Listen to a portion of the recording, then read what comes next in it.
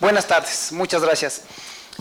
Primero agradecer la invitación de la universidad para hablar un poco de lo que hacemos, de lo que nos gusta, y felicitar a la universidad porque estos espacios cada vez son menos, cada vez se hacen menos ejercicios de mejorar, de investigar, de profundizar, de debatir sobre periodismo y menos de periodismo deportivo. No sé si es el único, te diría.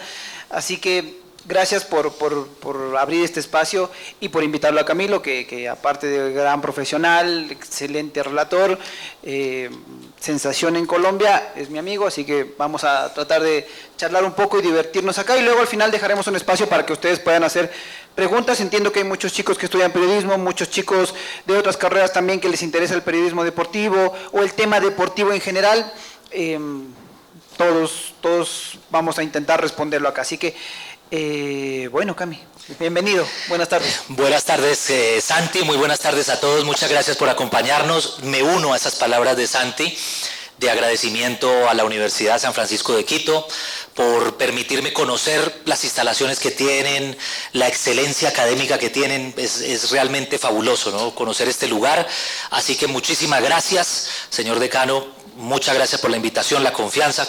Los castellanos nos tomamos, ¿no?, el continente. Y los Santiagos. Y los Santiagos, claro, exactamente. Bueno, y también Santi, gracias Tania, gracias a Santiago por hacer la gestión para poder venir aquí a Ecuador. Siempre que vengo soy feliz acá, la amabilidad de la gente, el cariño del pueblo ecuatoriano, ver una hermosa ciudad como Quito. La verdad es que siempre es muy agradable estar aquí. Y más para hablar, como lo decía Santi, de un tema que nos apasiona, porque es lo que hacemos. Y si es entre amigos, pues más fácil, ¿no? Con Santi hemos creado una buena amistad a raíz de las transmisiones que hemos hecho de ciclismo en DirecTV. Santiago estuvo con nosotros en el Giro de Italia 2022, que transmitimos a través de DirecTV para toda Latinoamérica, aquel Giro que Richard Carapaz fue subcampeón, nada más y nada menos, ¿no? No me lo recuerdes. Con Jay Hindley, el australiano que ganó, pero un segundo lugar muy bueno para Richard, ni más falta. No me lo recuerdes. Bueno, ahí está, no lo pude convencer, ¿cierto? El caso es que hemos podido trabajar juntos y eso ha sido muy positivo para nosotros. Así que me parece muy lindo este espacio porque la narración de ciclismo y fútbol ha sido un sello históricamente en Ecuador y en Colombia. Y últimamente hemos visto otros relatores de otros países que nos han enseñado, lo hacen de manera espectacular. Pero con DirecTV hemos recuperado esa esencia del relato colombiano, por ejemplo, colombiano y ecuatoriano. Sí. Y eso ha sido fundamental, Santi. Sí. A ver, vamos entrando un poco en materia y les voy a contar. En 2019, el compañero, productor de Camilo, Edgar Pegatina Montoya, me llama y me invita a participar de unos programas y pocas semanas después me dice: oye, queremos que transmitas el Giro de Italia con nosotros. Yo había transmitido cosas, había transmitido fútbol, había transmitido tenis por esas cosas de la vida, pero nunca ciclismo, si bien me apasiona y me gusta y me encanta el ciclismo. Y bueno, finalmente me integran al equipo y recibo la llamada de Camilo Castellanos un día antes de que empiece la carrera, Giro de Italia, Carapaz en su fiebre. Llegaba como el gran favorito y para mí era fácil hablar de Carapaz. Dije, esto va a estar fácil, son 21 etapas, no pasa nada. La primera llamada de Camilo Castellanos me dice: Santi, necesito que mañana te des un tiempito, unas 2 horas, vamos a revisar uno por uno los 172 ciclistas y vamos a revisar su pronunciación en equipo. Todavía medio pandemia, todavía Camilo había regresado de Buenos Aires, vivía en Bogotá, Pegatina vive en Medellín, el profesor Aldarriaga en Bogotá también y yo en Quito. Los 4 por un Zoom revisando nombre por nombre cómo se pronunciaba, por ejemplo, Jay Hindley, que ya sabíamos ahí, Jay Hindley. Sí. No me lo recuerdes. y todos los otros 171 corredores. Yo dije, ¿para qué? No, pero era... Y hacia allá voy, Cami, que es un poco la parte la que quiero que nos cuentes, la preparación. ¿Cómo te preparas para un relato del deporte que sea? En este caso, ya les digo, eran 172 corredores, uno por uno, y los 4 pronunciábamos. Y era un Zoom de, no sé, duró como 2 horas, y era, a ver, vamos, equipo por equipo, dorsal número 1, ¿quién? Dorsal número 2, ¿quién? Dorsal número 3, y así fuese en español, porque había que unos le decíamos, no sé. Por ejemplo, Landa, que es español, el profe Saldarriaga, Michael Landa. Michael Landa. Y nosotros no, Mikel Landa, porque claro, es el español. Claro. Bueno. Esos los fáciles. Los difíciles ni te digo, nos demorábamos años en que todos pronunciemos, aunque sea mal, pero todos por igual. Entonces, les hablo un poco de cómo uno se prepara para este tipo de transmisiones, Cami, pero tú, bueno, nos podrás contar un poco más. Totalmente, Santi. Yo creo que uno tiene una responsabilidad con el televidente, con la persona que lo está escuchando. Y es que esa persona necesita saber quién va ahí, qué corredor está en tal equipo. Y para eso hay que tener un estudio previo. Yo creo que por respeto al televidente tenemos que saber cómo se pronuncia según su país de origen. Entonces es clave antes, bien sea de un partido de fútbol o de una carrera de ciclismo, leer y estudiar la pronunciación de cada futbolista y de cada jugador.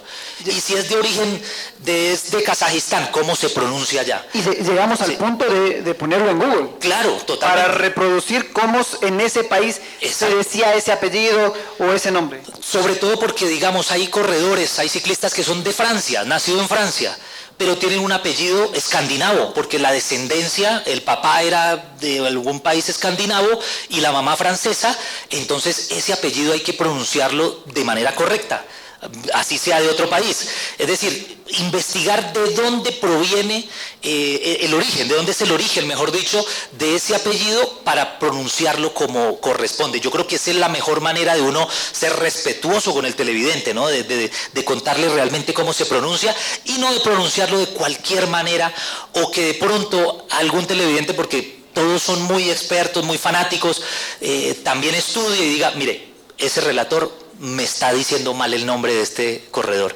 Entonces es una parte de responsabilidad y de profesionalismo, como bien lo remarcas, de tomarse uno el trabajo de leer todos los corredores, de leer, mejor dicho, absolutamente todos los detalles del nombre. Además teníamos un reto importante. Todos acá conocen y habrán escuchado, todos nos emocionamos, al menos en el Ecuador, con los relatos de Mario Sábato, ¿no es cierto? Todos vimos a Mario en ESPN y los relatos de la locomotora y del chucuchú y el otro que le gusta al Felipe, ¿cuál es? El de Rocky es muy bueno, cuando canta Mario la de Rocky para Carapaz, a la gente eso le gustaba, pero ese año DirecTV compra los derechos de transmisión del Giro de Italia, la carrera por emblema para los ecuatorianos y para Richard, y para Cami era un gran reto, porque iba a tener muchos ojos encima. Entonces, Cami, ¿cómo se maneja también de alguna manera, esa presión, muchas miradas encima, muchos focos encima? Claro, era una gran responsabilidad, ¿no? Porque prácticamente ESPN dejaba de transmitir el Giro de Italia después de haberlo transmitido una década o más. ¿Cierto? Y en soledad, y nosotros pasábamos a tener esa responsabilidad de transmitirles el Giro de Italia para toda Latinoamérica. Es cuestión de uno preocuparse por lo que estábamos comentando, el tema de la pronunciación, pero el tema de analizar también cómo es el ciclismo, de entender el deporte, ¿sí? Porque si hay un deporte complejo, si hay un deporte que requiere entender su parte estratégica, su parte táctica, que hay fundamentación, que hay detalles únicos, es el ciclismo. Y entenderlo, ese conjunto, ese universo, es una responsabilidad supremamente enorme. Yo creo que nosotros la asumimos con mucha responsabilidad, valga la redundancia, con honestidad, con énfasis, con el mismo respeto que merecía el televidente, la persona que nos estaba escuchando, viendo, y de esa manera creo que las cosas empezaron a cambiar porque la gente se dio cuenta de que habían otros narradores, que hay otros estilos, de que hay un mañana aparte de Sábato y de Goga y de los de siempre, y que en Colombia y en Ecuador teníamos esa capacidad, como en los viejos tiempos en Colombia cuando ganó Cochise, cuando ganó Lucho Herrera la Vuelta a España en el 87, el mismo Nairo, y eran relatores colombianos, sí. Entonces, y ecuatorianos, entonces era recuperar como la esencia de lo nuestro, ¿no? Sí, además lo que decías antes, ¿no? Sí. Este tema de preparar mucho, de investigar, de tener mucho conocimiento sobre la carrera, los detalles, te ayudan durante la transmisión, porque hacia allá voy. El siguiente punto es, a ver, ¿cómo se prepara un relator, Cami? ¿Es fácil como agarrar un micrófono y relato 90 minutos un partido de fútbol o relato 4 o 5 horas una carrera de ciclismo? Para los que no saben, a ver, el partido de fútbol siempre sabes la hora, más o menos, 3 de la tarde, 2 de la tarde, 7 de la noche, es más o menos los partidos. El ciclismo para nosotros siempre empieza en la madrugada. Y ese Giro de Italia, había etapas que empezamos a transmitir a las 4 de la mañana. Y en el guión que me manda Camilo Castellanos dice, ejercicios de voz antes de narrar. 4 de la mañana, yo con las justas alcancé a prender el micrófono. Sí. ¿Cómo hiciste los ejercicios a las 4 de la mañana? Bueno, y el ciclismo te exige eso, ¿no? Cuando hay una etapa reina, poder transmitirla toda, desde el kilómetro cero. Y el kilómetro cero era de 4 a 11 de la mañana, una cosa así. 6 horas y después el programa de análisis, 7, 8 horas sin problema. Claro, totalmente. Pero hay, precisamente en esos momentos, cuando uno se levanta tan temprano para narrar, bien sea un partido de fútbol o una carrera de ciclismo, pues hay que calentar la voz. Hay que hacer ejercicios de calentamiento de la voz porque la voz te amanece dormida. A estas horas uno no está acostumbrado a... Entonces lo que ¿Cómo haces? Claro, lo que tiene que hacer son varios ejercicios. Los narradores tienen sus propios ejercicios. En el caso mío, también, gracias a la formación que tuve allí en Colombia, de poder hacer varios ejercicios para despertar la voz. ¿Cuáles son? Me preguntas. Bueno, para desenredar la lengua, por ejemplo. Entonces, algunos trabalenguas. Entonces, rizo, reo, ra, re, ri, ro, ru. Y dígalo varias veces y más rápido. Y a las 4 de la mañana. Y a las 4 de la mañana. Entonces, es un ejemplo, ¿sí? Y luego empezar poquito a poquito.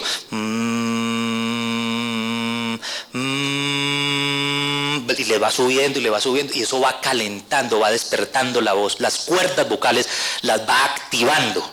Para que llegue el momento Claro. en que Carapaz gana la etapa, tú tengas la garganta para. Totalmente, para no forzar, porque si la vas a forzar en un cambio de ritmo de Carapaz, Ataca Carapaz. y tienes que subir el tono y subir la voz, entonces ahí eso es un ejercicio donde vas a forzar demasiado las cuerdas vocales, si no las tienes preparadas para ese momento. Hay que hacer siempre los ejercicios de calentamiento, indiferente si es a las 3, 4, 5 de la mañana o 3 de la tarde.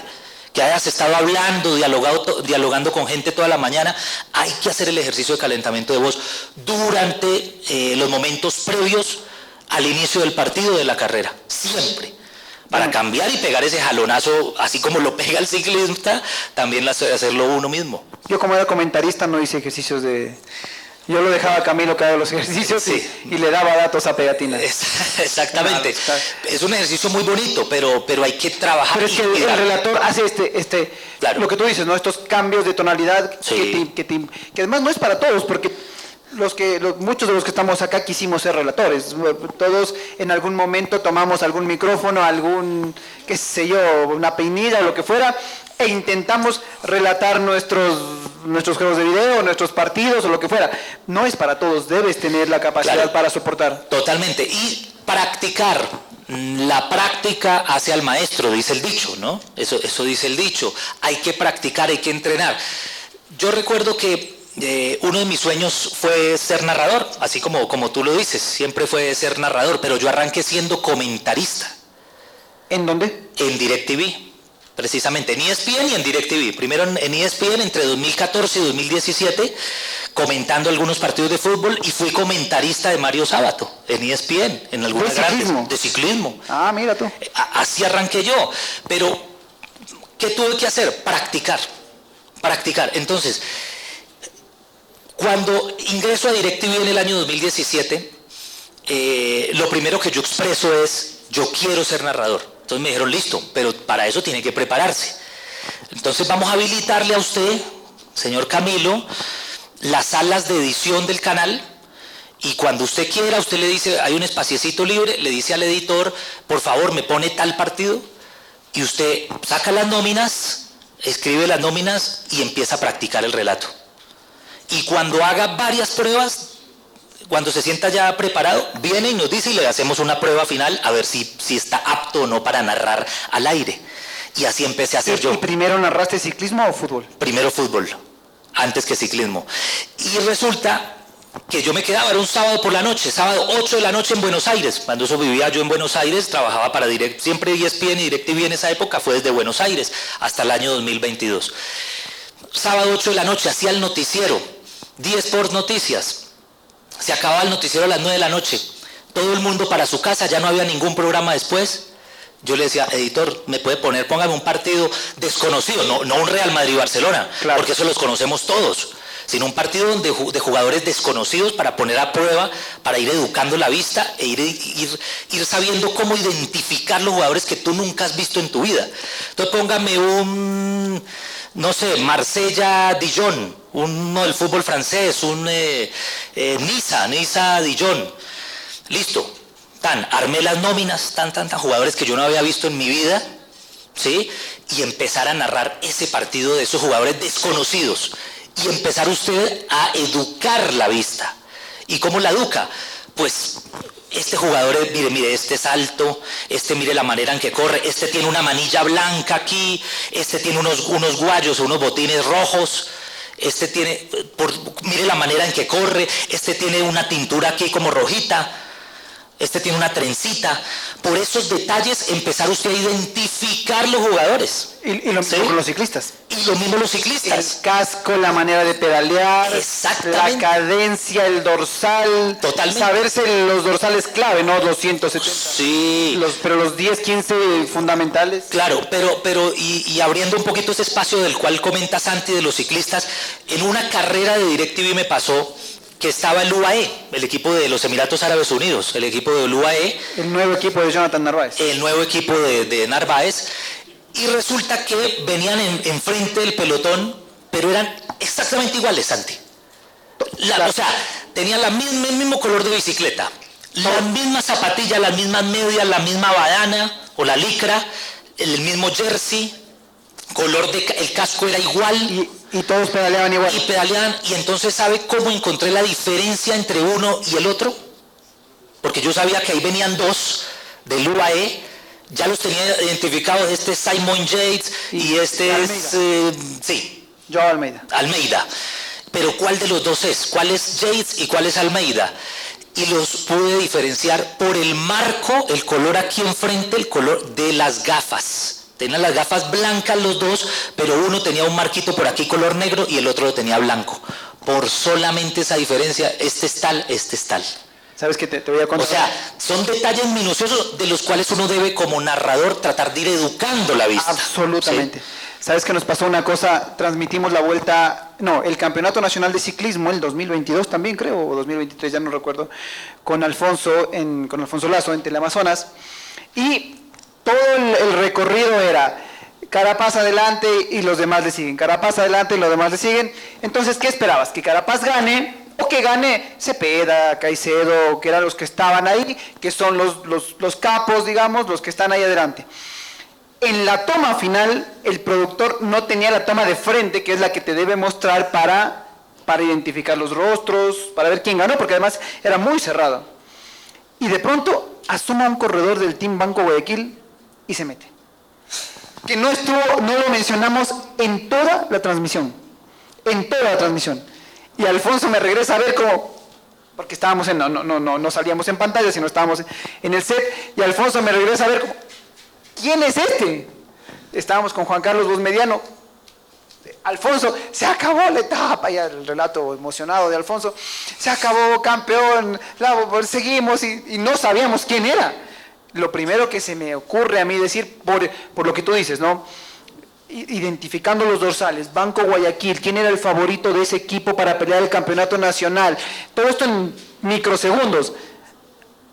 Richard Güera, de casualidad era Richard Güera.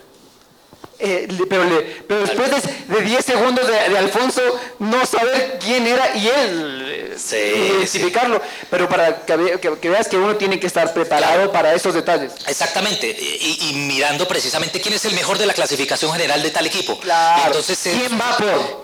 Entonces ya intuyes que ese es el que va a pelear esa carrera. Si llega a dar la sorpresa, tiene que ser ese. Esa puede ser una solución.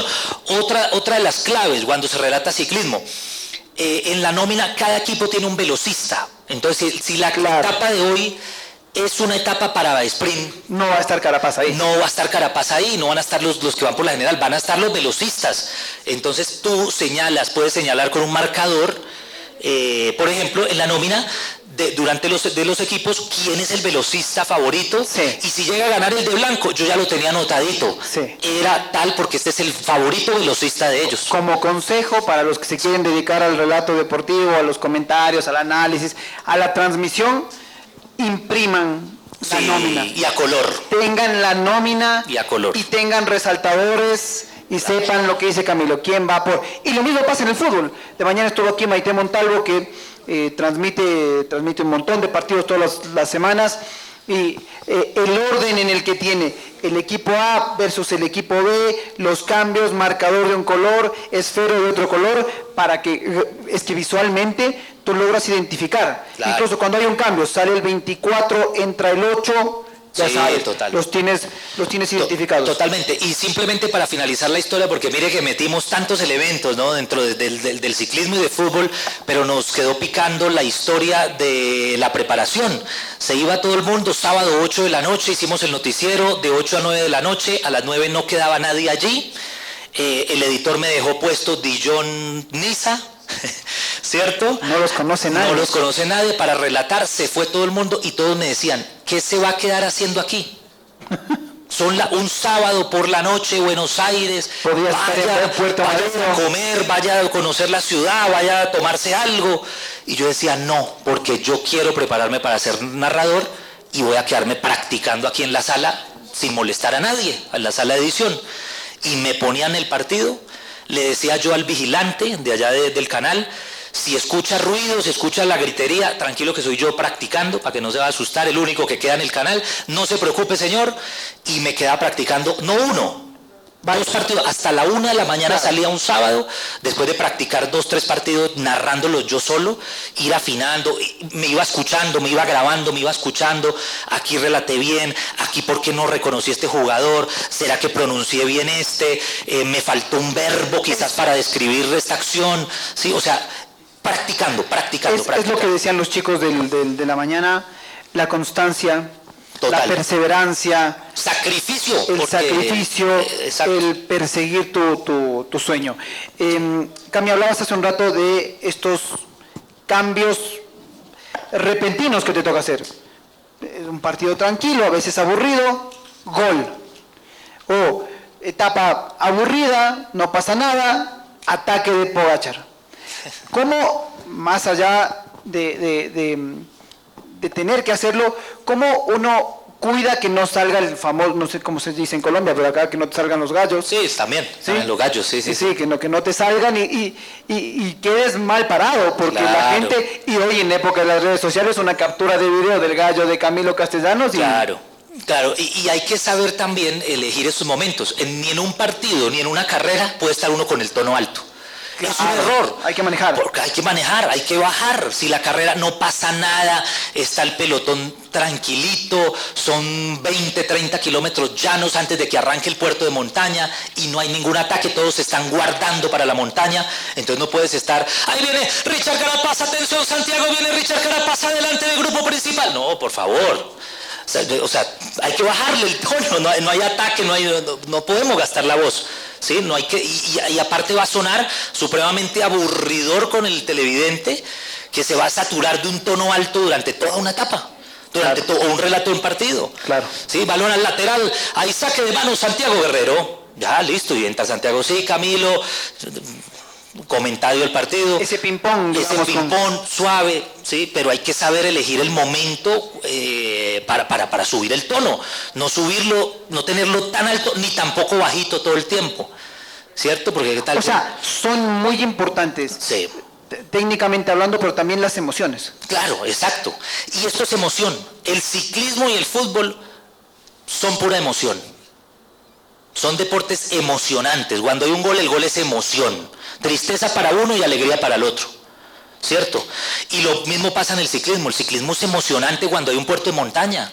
cuando una batalla por un puerto de montaña, cuando una batalla por el sprint, porque ahí hay camiseta verde de los puntos, hay camiseta de la montaña, hay otros elementos, otras clasificaciones que se están jugando, no solamente es el final. Entonces ahí hay que subir el tono. Sí, cuando viene el puerto de montaña, atención, viene Narváez, allí va a ganar el puerto de montaña, atacó Narváez por delante de Richard Carapaz, va a ganar y ganó el puerto de montaña, Jonathan Narváez, Santi. Eso no va a pasar nunca. Eso, o sea, porque Narváez bueno, no sé si le va a ganar a Carapaz un puerto. Bueno, es verdad, pero no hicimos el imaginario, ¿cierto? Pero es así, Santi. Está bien, claro. Y ahí ya la bajamos. Ahí ya tú comentas la clasificación de la montaña, queda Camilo con Narváez, nuevo líder, 14 puntos, Richard Carapaz segundo ahora con 10 unidades y listo, y volvemos a bajar otra vez a comentar. Volvemos al análisis. Volvemos al análisis del profe Saldarriaga, después de ese triunfo de Jonathan Narváez en la montaña, profe, de una vez, y entra el profe ya tranquilo. Total. Entonces ya volvemos a bajar todo después de la emoción. ¿Sí? Y en la bajada eso es algo que cuesta entender cuando uno está en esto, porque claro, uno tiene su tono y a veces siente cierta vergüenza incluso. Total. Pero Cami me decía, Santi, si gana Richard hay que meterle con toda y te quiero escuchar emocionado. Y claro. Y ahora, si no gana, también porque emoción hacia arriba y hacia abajo. Totalmente, le vamos a hacer fuerza obviamente a los nuestros, Santi, a los colombianos, a los ecuatorianos, al venezolano, al uruguayo, al argentino, al chileno, se le va a hacer fuerza porque somos Latinoamérica. En el caso de DirecTV estamos en una transmisión continental, pero también tenemos que ser objetivos. Si llega a ganar a la Philippe, que es francés, Pogačar, que es esloveno, ¿no? Hay que emocionarnos igual y hay que cantar el triunfo con la misma emoción. Total. Porque hace parte de la imparcialidad, ¿no? A ver, Cami, te has especializado en ciclismo, relatas todas las carreras que transmite DirecTV o D-Sport, el canal que más ciclismo le transmite a Latinoamérica, como siempre dices, pero también relatas fútbol, y no solo fútbol masculino. Estuviste acá en el país transmitiendo la Libertadores femenina, sí. Seguramente te veremos el próximo año aquí transmitiendo la Copa América femenina. ¿Cuáles son esas diferencias que hay entre deporte y otros? Porque puede haber muchos más, ¿no? Yo veo que, por ejemplo, el tenis es como muy frío. Sí, claro, exacto. Hay deportes que no se transmiten con la misma efusividad, ¿cierto? Quizás el tenis sí tiene su momento de explosión, de alegría, el estallido final, que es cuando se gana o cuando se define el partido, cuando ya están los momentos de definición.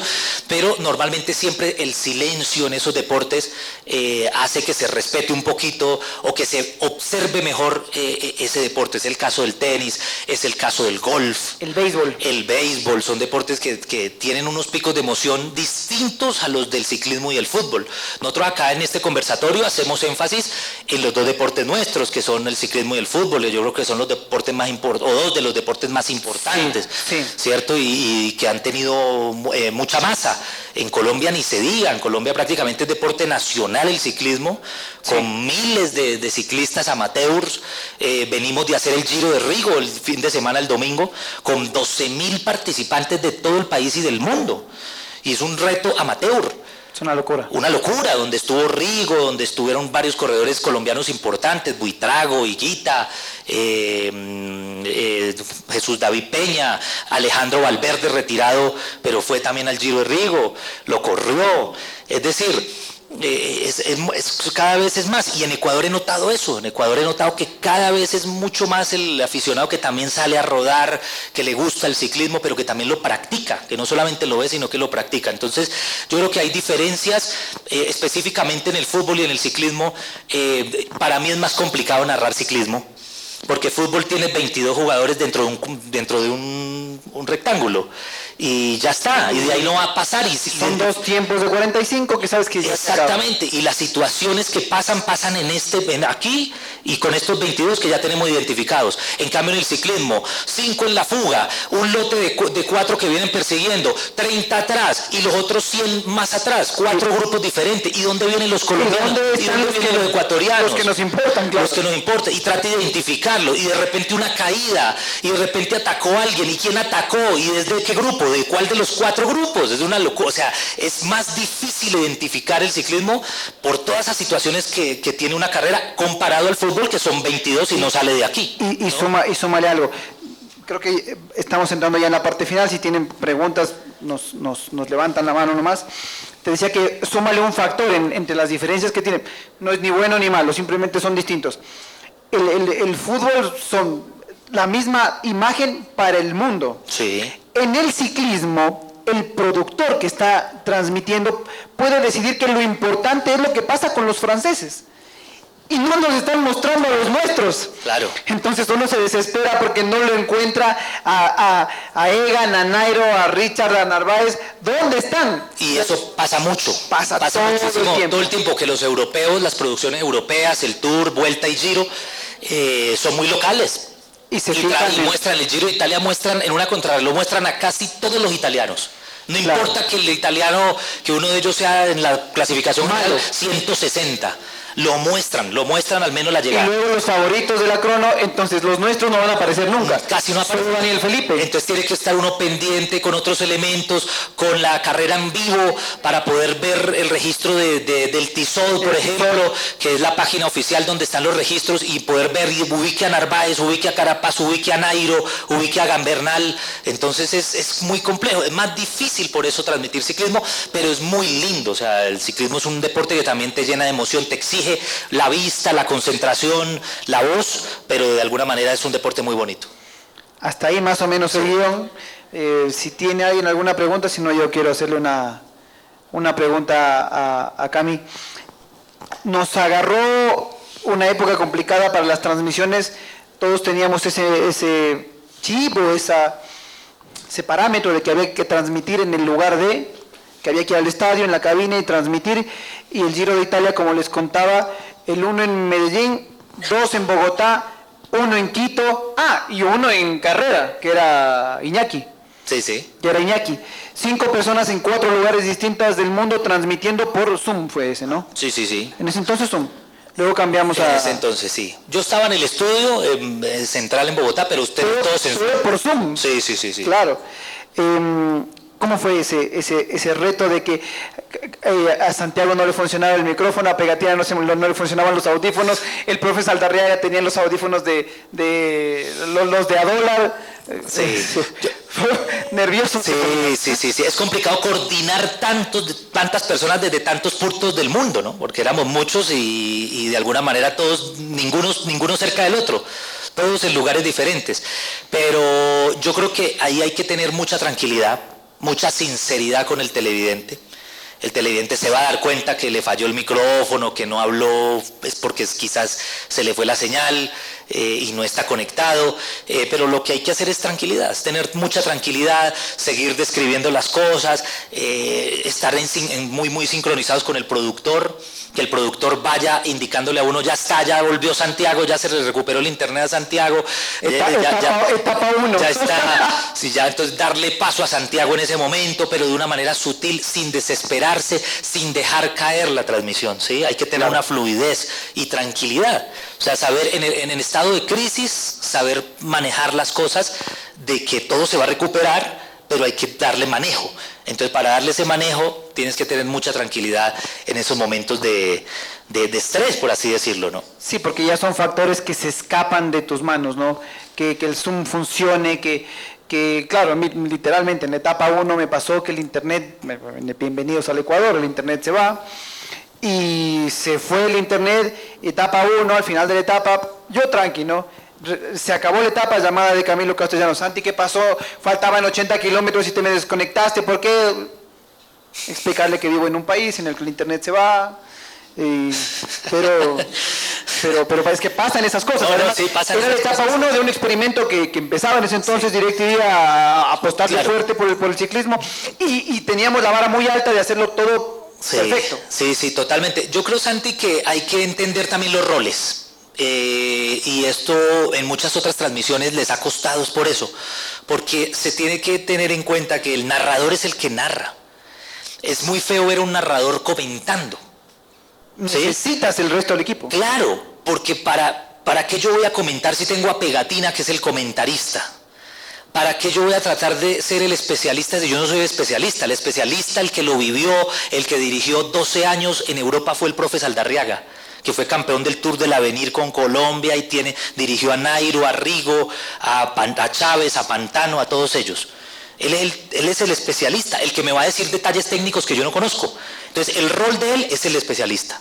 El rol de Pegatina es el comentarista. El rol de Santiago Guerrero es el comentarista. Y el rol mío es el del narrador. Y si entendemos los roles de cada uno, nos vamos a complementar de manera ideal y darle el espacio a todos. Tampoco se trata de que el narrador ocupe todo el espacio, no deje hablar a los demás, o que el comentarista se pegue también y no deje hablar al especialista. No, no, no. Todos tenemos espacio y esa es la mejor manera de que fluya, de que el que nos está escuchando le parezca deliciosa la transmisión, de que haya mucha distribución, mucho dinamismo y que usted tiene algo para decir, ya le doy paso. Y Pegatina tiene también. Y el profe también, pero en los momentos de definición de un puerto de montaña se define de un gol, viene un tiro de esquina y el comentarista pegado hablando. No, ese es el espacio ya del narrador. Atención, viene el tiro de esquina. Ya. Después del tiro de esquina me comenta, me termina. En este momento. En su momento, sí, lo mismo. Viene 200 metros al puerto de montaña. Y el profe diciendo, no, mire, es que esa bicicleta tiene una relación 48, 50. No, profe, perdóneme, porque viene el puerto de montaña. O sea, viene lo que estamos viendo. La gente quiere saber lo que está viendo. Y nosotros nos hemos enfocado mucho en hablar de la carrera. No hablar de la isla de no sé qué, la comida de yo no sé cuánta, el jugo de no sé cuánto. No, a nosotros uno respeta los estilos, son estilos, Santi, y habrá gente que le encanta eso, que mientras que vaya pasando la emoción de la carrera, le estén hablando del jugo y de la isla y del viaje y de la comida, pero nosotros nos enfocamos en hablar de la carrera, es nuestro estilo. Son transmisiones y transmisiones. Exactamente, pero por respeto al televidente, el que prende, el que paga DirecTV para ver el Giro de Italia, quiere ver para ver a Carapaz, quiere ver qué es lo que está pasando, como Carapaz fugado, adelante, va a ganar la etapa, y yo hablándole, oiga, venga, y usted ya fue a la Isla Margarita, Santi, yo voy a ir el fin de semana, ¿qué me recomienda para ir? ¿Qué como allá? No, como que no tiene sentido, ¿no? Pues a mí me parece que por profesionalismo, por respeto al televidente, uno debe estar hablando de lo que está viendo la gente, y además que esto es televisión, ¿no?